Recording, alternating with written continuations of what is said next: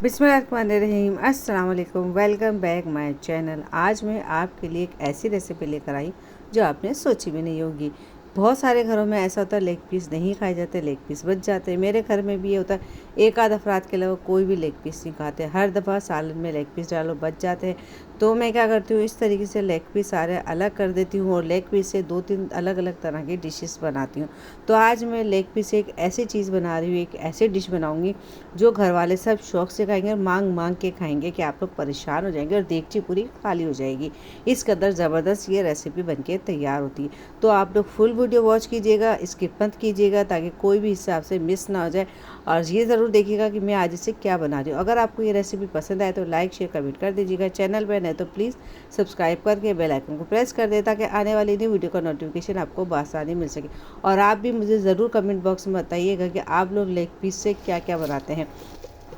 अब आप एक कोई भी बर्तन ले लें। मैंने मिट्टी का बर्तन लिया और एक दरमियाना प्याज काट लें। मैं ब्राउन प्याज क्योंकि करके रखती हूँ, इस वजह से मैंने प्याज को नहीं किया। वरना पहला स्टेप ये कीजिएगा कि थोड़ा सा ऑयल डाल के हिसाब से उसमें ब्राउन प्याज कर लीजिएगा, फिर बाकी स्टेप कीजिएगा। और मैंने तेल लिया है सरसों का 4 से 5 चमचे और उसके अंदर सारे की सारे लेग पीस हमने डाल दिए हैं। फिर हमने इसके अंदर 2 चमचे अदरक लहसुन का पेस्ट डाला है।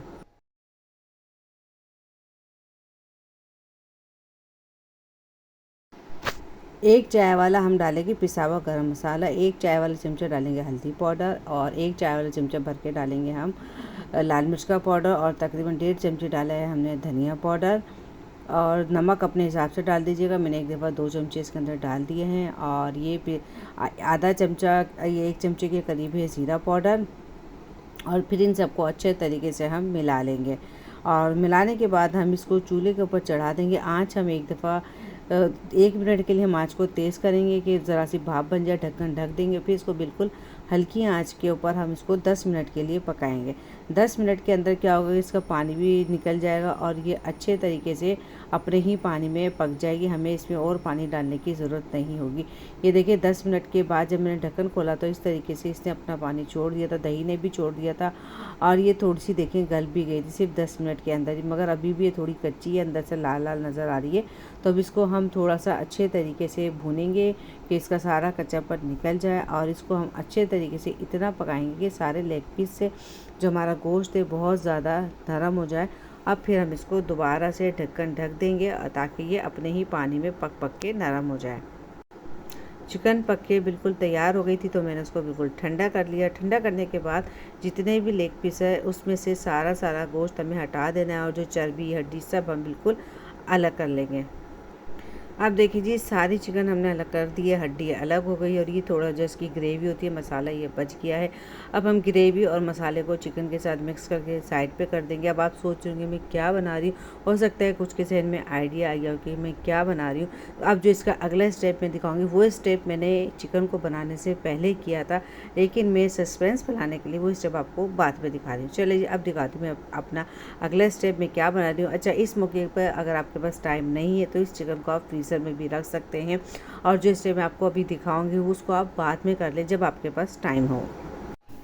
अच्छा, वैसे तो मैंने ये दोनों काम एक साथ किए थे, मगर आपको बताने के लिए पहले मरहले में हमने चिकन बनाई, दूसरे मरहले में समझे हमने 1.5 कप के करीब साबुत गंदम है जो हलीम के लिए हर जगह मिल जाएगी, और चौथाई कप हमने डाली है मूंग की दाल और चौथाई कप है मसूर की दाल।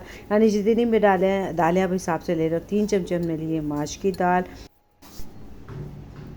और 5 चमचे हमने लिए हैं चने की दाल और हमने इसके अंदर आधा प्याली चावल डाले। चावल अब कोई सी भी आपके घर में इस्तेमाल होते हैं वो आप इसके अंदर डाल देंगे। फिर हम इन सब अनाज को अच्छे तरीके से मिला के 4 से 5 दफ़ा अच्छे साफ़ पानी से धो लेंगे। धोने के बाद हमने क्या किया, साइड में एक पैन में हमने पानी चढ़ा दिया था, क्योंकि इस अनाज को कम से कम 7-8 घंटे के लिए भिगोना पड़ता है हलीम का, फिर जाके हलीम बनता है। लेकिन हमें चूँकि जल्दी है इसीलिए हमने क्या किया, गर्म पानी में भिगो के इसको 2 घंटे के लिए हम छोड़ देंगे। तो 2 घंटे में हमारा सारा अनाज हो जाएगा नरम।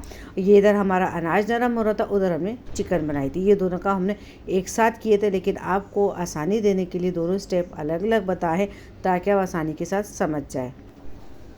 सारे अनाज को भीगे हुए 2 घंटे हो चुके थे। फिर सारे अनाज को हमने चूल्हे के ऊपर चढ़ा दिया और भगोने को ऊपर तक पानी से हमने भर दिया ताकि हमारा अनाज अच्छे तरीके से पक जाए। अब सारे अनाज जब पानी अच्छे तरीके से उबल जाए तो उसके ऊपर से जितना भी झाग होता है वो हम लाजमी उतार दें और 1 चमचा इसमें हम डाल देंगे हल्दी पाउडर और 1 चमचा इसके अंदर डाल देंगे नमक। अब हमें इतना पकाना है इसको कि हमारा अनाज अच्छे तरीके से पूरा गल जाए, यानी जब अनाज हमारा अच्छे तरीके से गल जाएगा तो हम चूल्हा बंद कर देंगे। और अगर अनाज आपका ना गला और पानी ख़त्म हो गया तो थोड़ा सा पानी इसके अंदर और डाल के इसको और भी पका सकते हैं।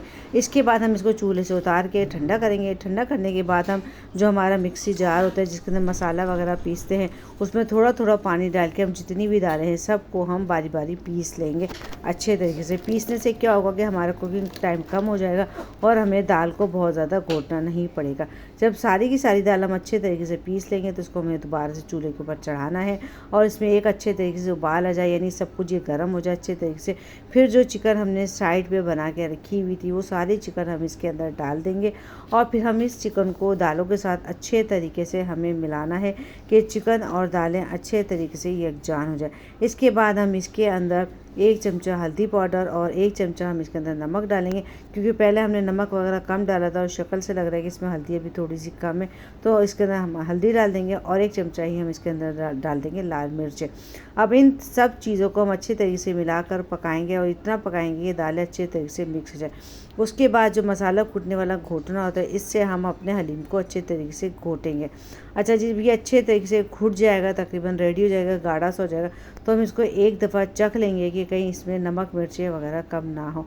अगर नमक मिर्ची आपको कम लगे तो आप इसके अंदर और डाल दें। अब जैसे मैंने इसके अंदर नमक कम था तो मैंने इसके अंदर डाल दिया है नमक और मैंने इसके अंदर डाला है हलीम का पाउडर जो खुशबू के लिए। तो ये मैंने भी एक दफ़ा डिब्बे वाला ही लिया। 1.5 चमचा मैंने डाला हलीम का पाउडर, आप चाहे तो घर पे भी बना के रख सकते हैं। फिर मैंने एक बड़ी प्याज ली और आधा कप मैंने इसके अंदर लिया है तेल और इसको अब हमें बघार लगाना है। जब प्याज अच्छे तरीके से हमारा लाल हो जाएगा तो हम इसको डाल देंगे अपने हलीम में।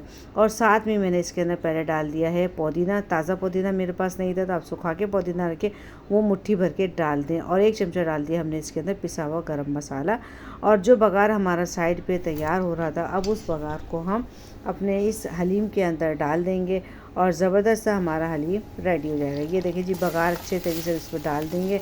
और सारा का सारा बघार डालने के लिए फिर हम क्या करेंगे, जो भगोने के अंदर हलीम का मिक्सर है वो फ्राई पैन में डालेंगे, अच्छे तरीके से मिलाएंगे और सारा का सारा इसके अंदर डाल देंगे। चलिए जी, हलीम बन के हमारा रेडी हो गया। अब हम इसको करते हैं डिश आउट, फिर मैं आपको बताती हूँ। चलो जी, ये हरी मिर्ची कटी हुई, लीमू है, ब्राउन प्याज है और ये चाट मसाले और जो ब्राउन प्याज है इसकी रेसिपी मेरे चैनल पर मौजूद है, आप जाके देख सकते हैं, मैं लिंक आपको दे दूँगी। मज़ेदार सा हमारा हलीम बन के रेडी हो गया। मुझे यकीन है आपको आज की रेसिपी ज़रूर पसंद आई होगी। अगर रेसिपी पसंद आए तो लाइक शेयर कमेंट कर दीजिएगा। चैनल पर नए तो सब्सक्राइब करके बेल आइकन को प्रेस कर दें ताकि मेरी आने वाली न्यू वीडियो का नोटिफिकेशन आपको बआसानी मिल सके। फिर मिलेंगे, जब तक के लिए अल्लाह हाफिज़। मुझे अपनी दुआ में ज़रूर याद रखा करें।